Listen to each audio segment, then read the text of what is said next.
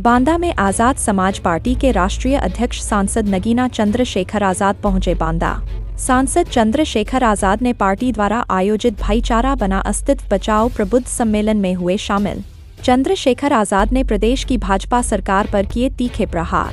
प्रदेश की भाजपा सरकार 8 सालों में नहीं भर पाई सड़कों के गड्ढे। चंद्रशेखर आज़ाद प्रदेश की कानून व्यवस्था पूरी तरह ध्वस्त। किसान खाद के लिए लगा रहे लाइन, प्रशासन उन पर बरसा रहा लाठी। चंद्रशेखर आज़ाद राहुल गांधी ने तो वोट के मुद्दे को आज उठाया है। हम पिछले 1.5 सालों से इस मुद्दे को लगातार उठा रहे हैं। चंद्रशेखर आज़ाद प्रधानमंत्री नरेंद्र मोदी और उनकी विदेश नीति पर किया कटाक्ष।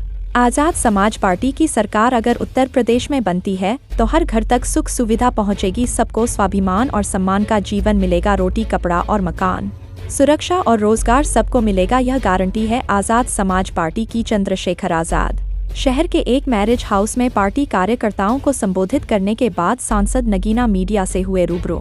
कार्यक्रम के बाद नगीना सांसद आज़ाद समाज पार्टी के राष्ट्रीय अध्यक्ष चंद्रशेखर आज़ाद ने सर्किट हाउस पहुंचकर पार्टी कार्यकर्ताओं और नेताओं के साथ की बैठक में चंद्रशेखर आज़ाद ने 2027 विधानसभा चुनाव में पार्टी की जीत का मंत्र कार्यकर्ताओं को दिया। बांदा से संपादक जितेंद्र श्रीवास जीतू की रिपोर्ट। इसके बाद 4 सम्मेलन बाकी। कमजोर वर्गों के रिटायर्ड कर्मचारी, अधिकारी और समाज में प्रतिष्ठित व्यक्तियों को बुलाकर हम लोग आज़ाद समाज पार्टी के जरिए बहुजन महापुरुषों के रुके हुए आंदोलन को आगे बढ़ाना चाहते हैं। जिससे आंदोलन बने, आंदोलन से शक्ति पैदा हो, शक्ति से बदलाव हो, ऐसी पॉलिसियां बने जिनसे लोगों के जीवन में खुशहाली आए। और आज ये 14वां सफल सम्मेलन बांदा में हुआ है। मेरा विश्वास है कि बाकी सम्मेलन जब खत्म होंगे तो आज़ाद समाज पार्टी ग्रामीण क्षेत्रों में अपनी पकड़ को बहुत मजबूत कर चुकी होगी।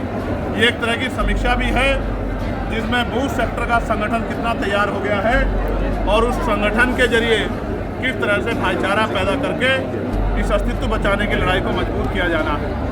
आज उत्तर प्रदेश में किसी भी गांव में आप चले जाओ, सड़कों का हाल बुरा है। सरकार 2017 से कहती गड्ढे भरेंगे, 25 आ गया, 8 साल में गड्ढे नहीं भरेंगे।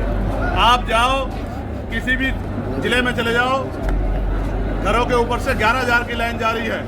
हर महीने सैकड़ों लोगों की जान जिलों में जाती है, सरकार कोई संज्ञान नहीं लेती। आज तमाम तरह से कानून व्यवस्था ठप हो गई है। किसान लाइन में लग रहे हैं यूरिया के, DAP के लिए, उन पर लाठियां बरसाई जा रही हैं, कोई सुनने वाला नहीं है। और जिस तरह से आउटसोर्सिंग पे जो कर्मचारी हैं, आशा आंगनबाड़ी बहनें हों, भोजन माता बहनें हों, PRT होमगार्ड के जवान हों, ग्राम पंचायत सहायक हो, रोजगार सेवक हो, वो वेतन वृद्धि के लिए आंदोलन कर रहे हैं, उनकी सुनवाई कोई नहीं हो रही है।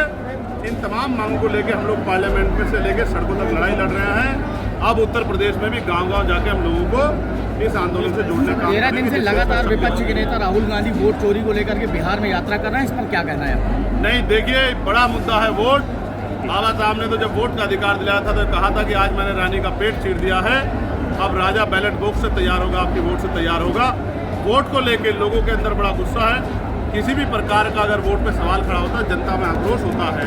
पहले EVM को लेके कितने सवाल खड़े हुए हैं और अब वोट की चोरी पे सवाल खड़े हो रहे हैं। जिस बात को वो आज उठा रहे हैं, हम तो पिछले 1.5 साल से उसी बात को लेके गाँव-गाँव जा रहे हैं कि अपनी वोट की रक्षा करो। और इसीलिए हमने सिर्फ समस्या नहीं बोली, हमने उसके समाधान के लिए वोट रक्षक, 4 वोट रक्षक जो है एक वार्ड में बनाने का निर्णय लिया है और पार्टी उस पर तेजी से काम भी कर रही है। PM मोदी के चीन को दौरे को लेकर आप किस नजरिए से देखते हैं?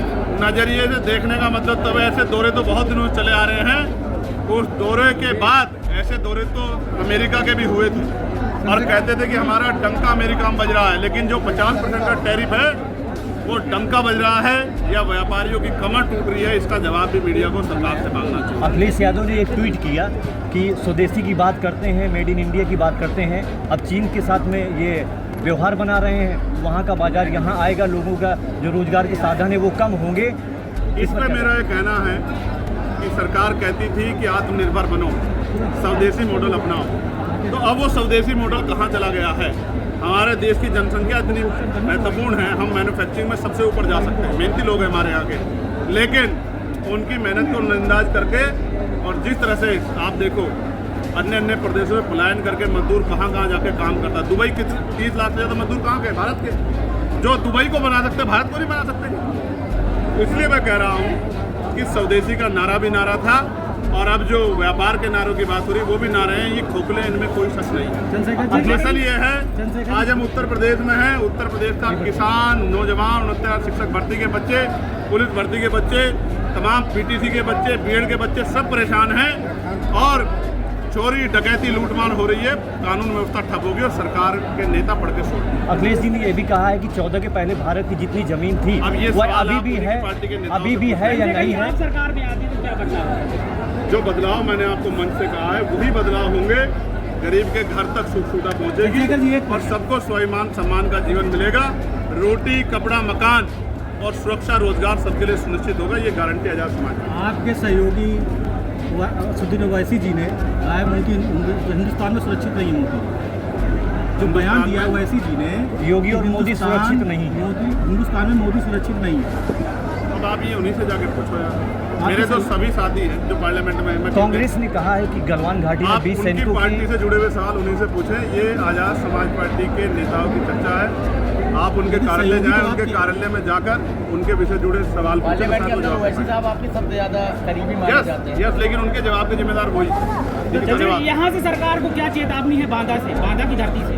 बांदा की धरती से चेतावनी नहीं, सरकार को एक निवेदन है कि वो अच्छे काम करें, और जब वो अच्छे काम करेंगे तो ही सरकार का